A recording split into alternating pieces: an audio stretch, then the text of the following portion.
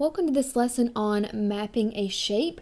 In this video, I will be going over how to map a shape to another shape and also how to map a shape to itself. So we're going to start by talking about mapping a shape to another shape. So mapping or carrying, you'll see both of these terms. A shape to another shape means that one shape will move to the exact location of another shape. Mapping a shape is only possible with rigid transformations. And remember, that means it's going to keep the shape congruent.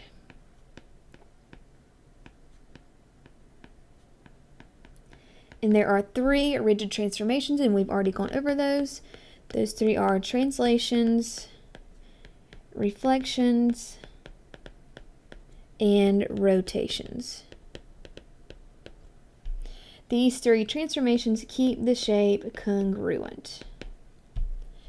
Okay, let's go ahead and talk about these examples. So the first one says, how would you carry triangle ABC onto triangle RST? So I'm starting here, and I want to move this shape here. So most of the time on these practice problems, you're going to be performing more than one transformation. So you may translate and then reflect, or rotate and then translate. So you're going to be doing more than one thing. Okay, so on this one, if you can tell, ABC and RST, they're kind of a mirror image of one another. So that tells me I probably need to reflect. And a lot of times on these, you just need to try something, see if it works, just trial and error. If that doesn't work, try something else. So I'm going to try to reflect it over the y-axis. So that would be A prime, B prime, C prime. All right, that looks good, and it looks a lot like the triangle above it. Now I just need to move it up, which would be a translation. So let's count how many. 1, 2, 3, 4, 5. And you may want to check one other point. So I'm going to check from here. 1, 2, 3, 4, 5. So that works. So the first thing I did was reflect it over the y-axis, and then I translated it up 5. Okay, let's try another example.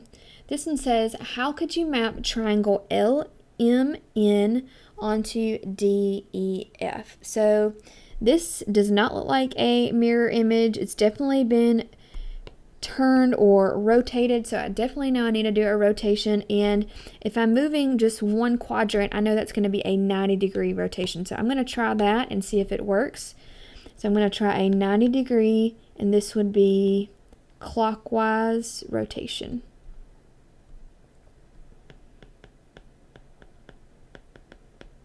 So I'm going to list out my points to make sure that I get them in the exact right spot. So L is at -4, -2. N is at -3, -1. And M is at -2, -4. Okay, so for 90 degrees clockwise, the rule for that is y -x. All right, so that means that L prime will be at -2, 4. M prime is going to be at -4, 2. N prime would be at -1, 3. So let's plot that and see if we are close to what we want. So -2, 4. -4, 2, -1, 3. Okay, that's looking really close to what I want. Now you can tell all I need to do is move it up 1. So the first thing I did was a 90 degrees clockwise rotation. And then I translated up 1. Okay. One other thing I want to go over before we move on, sometimes if you have more than one transformation, instead of having different letters, you may see something called a double prime. So instead of DEF, this might say, so this one would be L prime, because I moved it once. And then sometimes this one will be called L double prime because I moved it twice. So both of those are the same thing. It just depends on the problem. All right. Next, I want to go over how to map a shape to itself. So mapping a shape to itself means that the pre-image, so your original shape, and the image look exactly the same. And there are two ways to map a shape to itself. First, you can reflect the shape over a line of symmetry. And remember, a line of symmetry basically cuts a shape in half and creates a mirror image on both sides. Or you can rotate the shape so it looks exactly the same.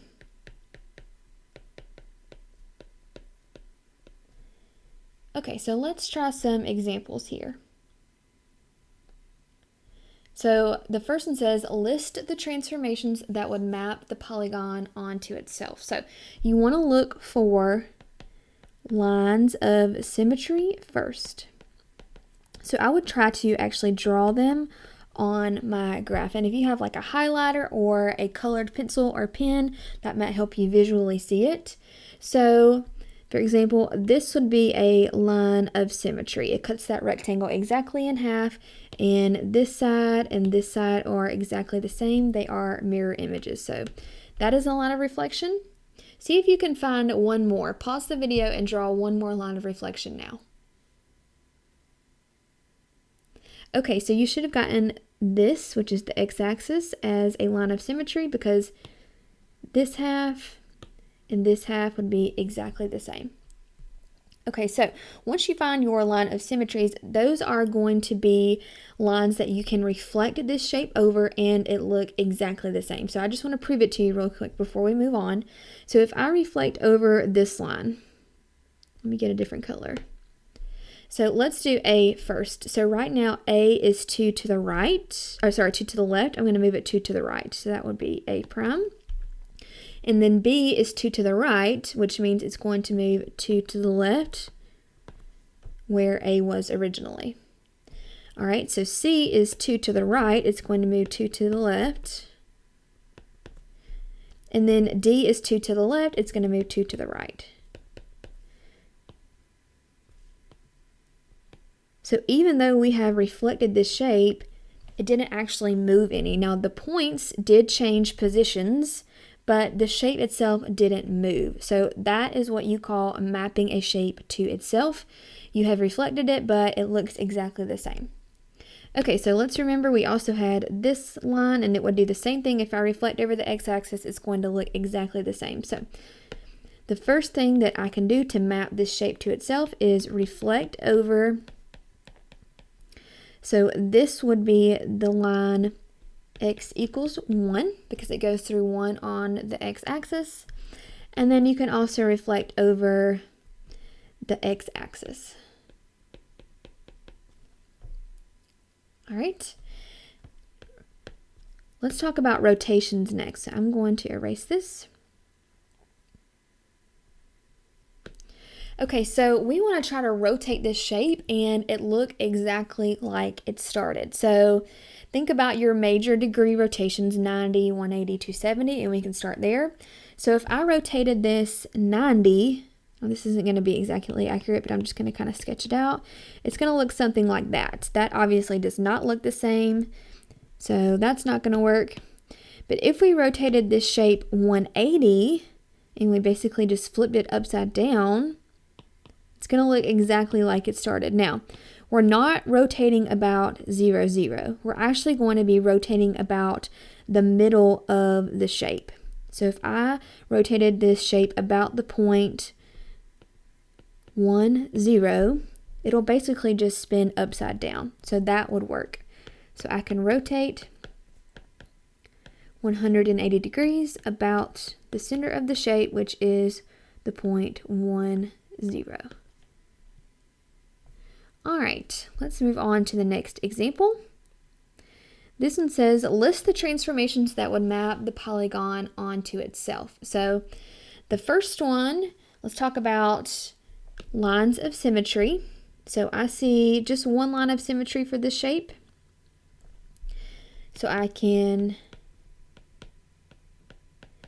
reflect it over the line. That would be x equals -3. Now, as far as a rotation, I can't really rotate this shape and it look exactly the same. Let me just sketch it out for you. So if I rotate it 180, it'll be upside down. That doesn't look like what I started with. If I rotate it 90, it's going to look kind of like this. So there isn't really any rotations that are going to work for this shape. So this is my only answer for this one. All right, let's move on to the next section. And let's talk about regular polygons. So a regular polygon is a polygon with all equal sides and angles. And regular polygons have special rules for mapping it to itself. So for reflections, the line of reflections will be the same as the number of sides. So for example, if you have a square, it has 4 sides, so there's going to be 4 lines of reflection. And then for the rotations, you can find the degree of rotation by dividing 360 degrees by the number of sides.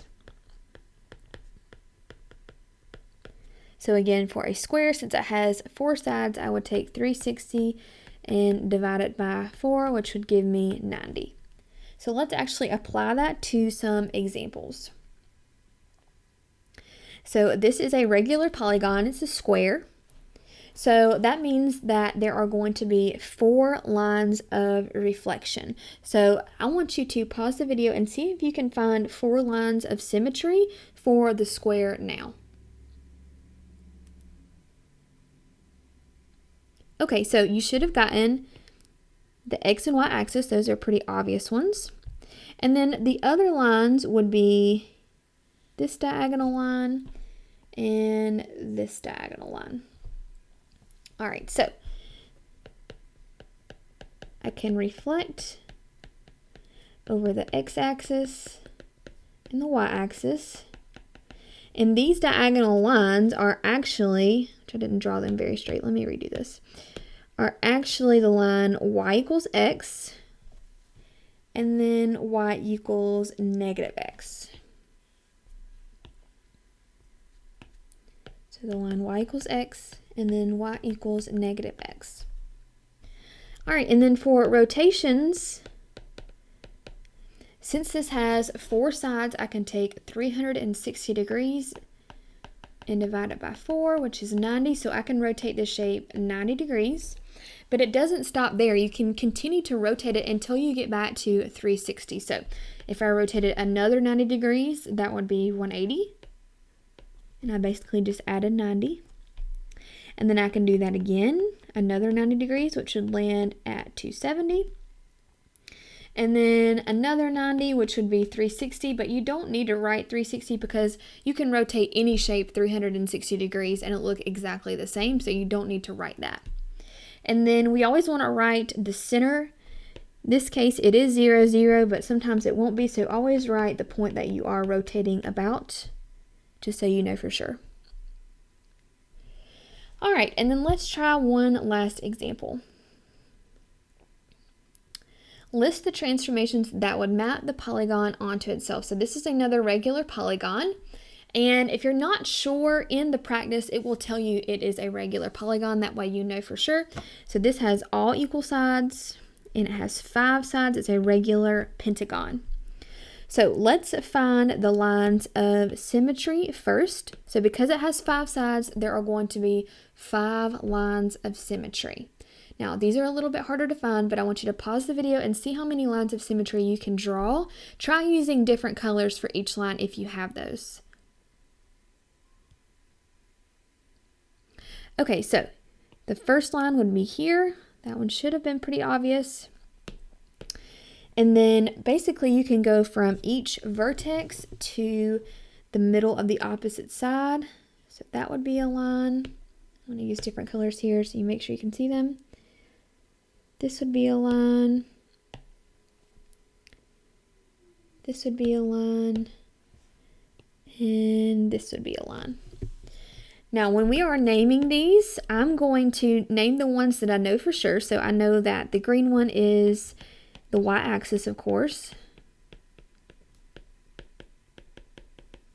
But if the other ones are harder to name, I usually just assign them letters. So I'm going to call this A, B, C, and D. And I'm just going to name them using the letter. You can name lines using, technically it should be a cursive letter. So line A, line B, line C, and line D. So that would give us our 5 lines. Okay, so for rotations, remember I'm going to take 360 degrees and divide it by the number of sides, which is 5, and that gives me 72 degrees. And then I'm going to continue to add 72 degrees until I get back to 360. So plus 72, that would be 144 degrees. And then 216 degrees, 288 degrees, and then that would give me 360. I don't need to write 360, but I do need to put the center point. In this case, again, it is 0, 0. All right, you can stop the video now and go ahead and complete the practice and check it with your teacher.